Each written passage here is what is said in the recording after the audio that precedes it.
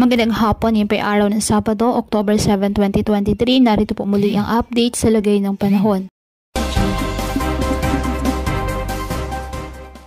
Isang bagong low pressure area na ngayon po ay naging isa ng ganap na bagyo o tropical depression ang nabuo sa Pacific Ocean at patuloy po ngayon na minomonitor.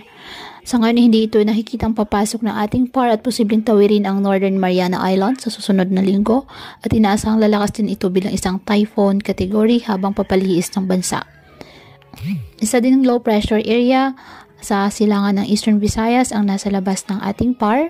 Inaasahang tuloy na itong papasok ng PAR ngayong weekend at hindi inaalis ang posibilidad na maging bagyo rin ito at posibleng kumilos papalapit sa at tawirin ang Central, Southern Luzon area next week.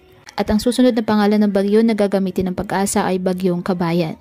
Patuloy naman kumikilos papalayo ng bansa ang Bagyong Koino na dati pong si Bagyong Jenny na nagbabadyang ng mga manalasa sa Hainan Province sa Southern China sa mga susunod pong mga araw.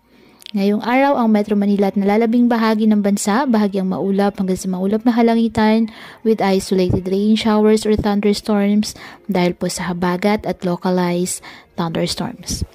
Kaya pinapayuhan ng ating mga kababayan na maging maingat po sa mga posibilidad ng pagbaha at pagguho ng lupa, lalo na po kapag may malalakas na ulan at ugaliin na magdala palagi ng payong o kahit anong panangga sa ulan o kahit naman sa init ng araw kapag lalabas po ng ating mga tahanan. At yan po muna ang update sa lagay ng panahon ngayong araw. Muli patuloy po tayo na mag-ingat at palaging tandaan, God loves you. Stay safe and God bless.